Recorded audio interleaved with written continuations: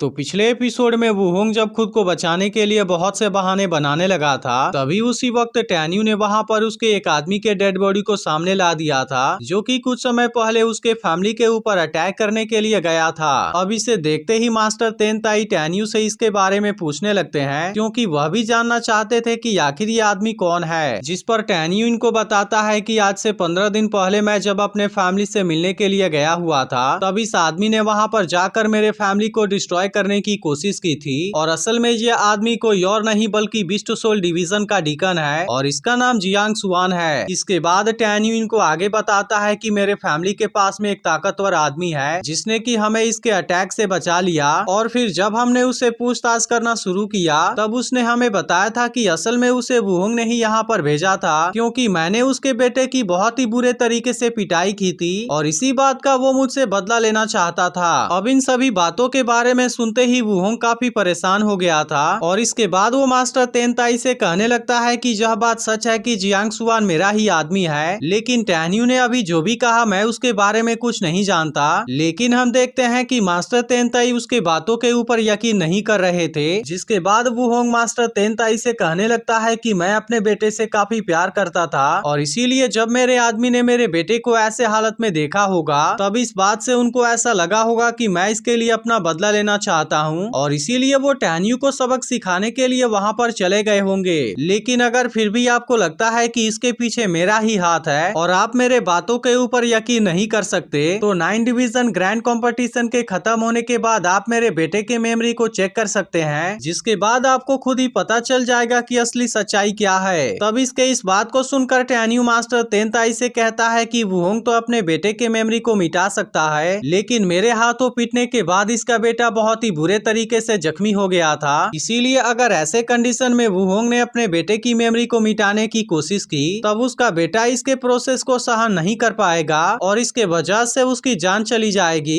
इसीलिए टैन्यू मास्टर तेनताई से रिक्वेस्ट करता है कि वुहोंग के बेटे को अभी इसी वक्त यहाँ पर बुलाना चाहिए, क्योंकि ऐसे कंडीशन में वुहोंग ने उसके मेमोरी को अभी नहीं मिटाया होगा, जिसके बारे में चेक करके हम इस मैटर को बहुत ही अच्छे तरीके से सॉल्व कर लेंगे और यहाँ सबके सामने ही पता चल जाएगा कि झूठ कौन बोल रहा है। क्योंकि अगर हमने इसके बारे में और ज्यादा देरी की तब इसका फायदा उठाकर वुहोंग कंपटीशन के बाद अपने बेटे के मेमोरी को मिटा देगा और फिर हम उसके बारे में कुछ भी नहीं जान पाएंगे। अब इसके इस बात को सुनकर मास्टर तेनताई भी इसके लिए रेडी हो गए थे, जबकि इस बात से वुहोंग काफी परेशान हो जाता है, क्योंकि वो बहुत अच्छे से जानता है कि अगर इस वक्त उसके बेटे को यहाँ पर बुलाया गया तब इसकी सारी सच्चाई सबके सामने आ जाएगी और इसके वजह से इसको यहीं पर मार भी दिया जाएगा। इसीलिए वो मास्टर तेनताई से कहने लगता है कि मेरा बेटा अभी भी बहुत बुरे तरीके से जख्मी है और अगर इस कंडीशन में हमने उसे यहाँ पर लाने की कोशिश की तो फिर उसके बुरे तरीके से जख्मी होने के वजह से उसकी जान चली जाएगी। इसीलिए मैं उसे यहाँ पर बुलाने का इतना बड़ा रिस्क नहीं ले सकता, क्योंकि मेरे पास केवल एक ही बेटा है। तब इसके इस बात को सुनकर मास्टर तेनताई उससे कहते हैं कि तुमने इतने सालों से मेरे क्लैन को अपना सर्विस दिया है, इसीलिए अगर तुम अपने गलती को मेरे सामने कन्फेस कर लेते हो तब उस कंडीशन में हो सकता है कि मैं तुम्हें इसके लिए जाने दूं। लेकिन अगर तुम्हारा बेटा यहाँ पर आ गया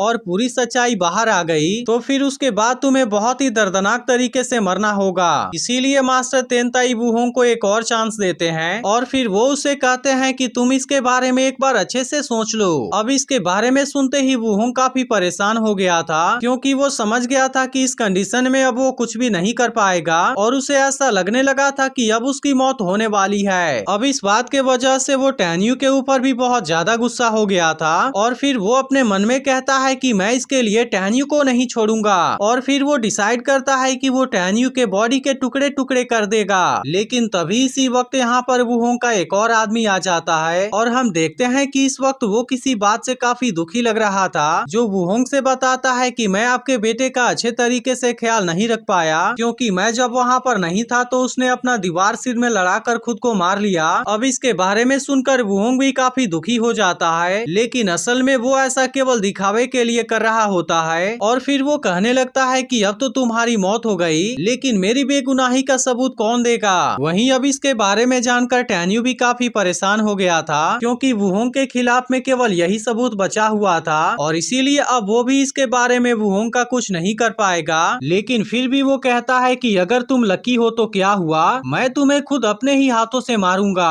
तभी मास्टर तेनताई इनसे कहते हैं कि तुम दोनों में से झूठा कौन है इसके बारे में केवल तुम ही जानते हो, इसीलिए अब से तुम दोनों खुद का ख्याल रखना, क्योंकि अभी इस मैटर के बारे में हम बाद में बात करेंगे। और इसके बाद वो इन दोनों को यहाँ से जाने के लिए कहते हैं। लेकिन इसी के साथ मास्टर तेनताई टैन्यू से कहते हैं कि तुम्हारे पास में वुहोंग के खिलाफ इनफ सबूत नहीं है, जिसके वजह से मुझे ऐसा लगता है कि तुम जानबूझकर वुहोंग को इसमें फंसाना चाहते हो। लेकिन फिर भी तुमने 4 आर्ट ग्रैंड कंपटीशन में बहुत ही बड़ा योगदान दिया था, और इसी बात का ध्यान रखते हुए मैं तुम्हारे ऊपर कोई इन्वेस्टिगेशन नहीं करना चाहता। लेकिन अगर इसके बाद तुमने ऐसा कुछ करने का कोशिश किया तब इसके लिए मैं तुम्हें माफ नहीं करूंगा। अब इनके इस बात को सुनकर टैन्यू भी मास्टर तेनताई से इसके लिए माफी मांगता है और फिर कहता है कि मैं अपनी गलती को एक्सेप्ट करता हूँ, लेकिन इसी के साथ मैं आपसे एक फेवर मांगना चाहता हूँ। तब इसके इस बात को सुनकर मास्टर तेनताई उससे इसके बारे में पूछते हैं, जिस पर टैन्यू मास्टर तेनताई से कहता है कि भले ही वुहोंग के बेटे की मौत हो गई है, लेकिन फिर भी वुहोंग पूरी तरह से निर्दोष साबित नहीं हुआ है, इसीलिए मुझे डर है कि मेंगई अगर फिर से बीस्ट सोल डिवीजन में वापस गई तब इसके वजह से उसके जान के ऊपर कोई खतरा आ सकता है। इसीलिए टैन्यू मास्टर तेनताई से रिक्वेस्ट करता है कि आप मेंगई को बीस्ट सोल डिवीजन का छोड़ने का परमिशन दें, ताकि वो मेरे साथ में पिल डिवीजन में आकर रह सके। अब इसके इस बात को सुनकर मास्टर तेनताई वुहोंग से इसके बारे में पूछते हैं, जिस पर वुहोंग गुस्से में कहता है कि मैं उसके जैसे किसी भी स्टूडेंट को अपने बीस्ट सोल डिवीजन में नहीं रखना चाहता, और इसीलिए वो सबके सामने मेंगई को अपने डिवीजन से बाहर कर देता है। इसके बाद मास्टर तेनताई मिस विंग से पूछते हैं कि क्या तुम मेंगई को अपने पिल डिवीजन में रखना चाहती हो,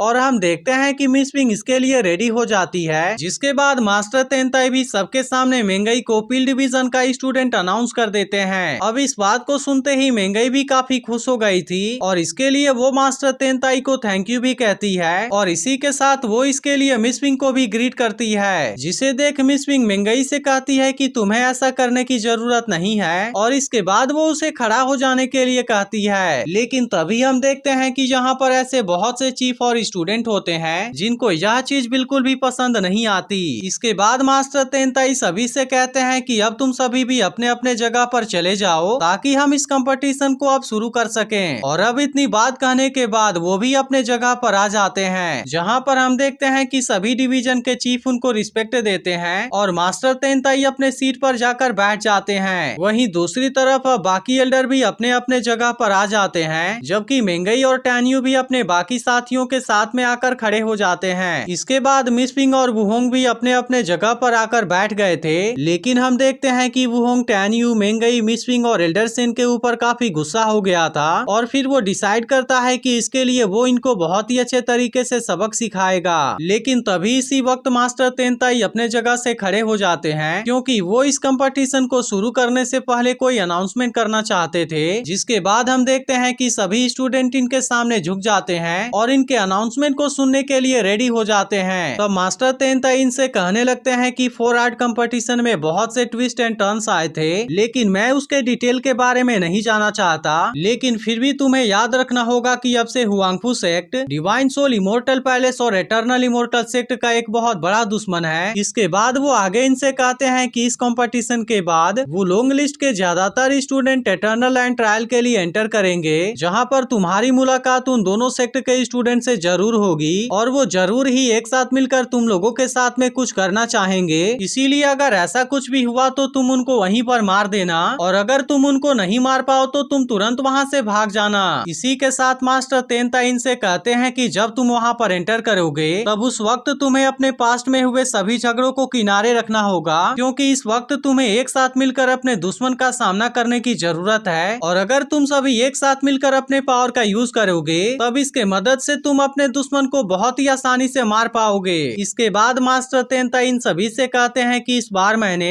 9 डिवीजन ग्रैंड कंपटीशन के लिए बहुत बड़ा रिवार्ड रखा है, जिसके बारे में सुनकर ये सभी स्टूडेंट इसके लिए काफी एक्साइटेड हो गए थे, और इसके अलावा इनमें से तो बहुत से स्टूडेंट इस बात से काफी हैरान भी होते हैं। लेकिन वहीं दूसरी तरफ हम टैन्यू को मुस्कुराते हुए देखते हैं, और इसके बाद एपिसोड यहीं पर एंड हो जाता है। लेकिन अगर आपने इसके पिछले एपिसोड को मिस कर दिया हो तो लेफ्ट वाली वीडियो जरूर देख लेना, और अगर एक्सप्लेनेशन अच्छी लगी हो तो वीडियो को लाइक जरूर कर देना।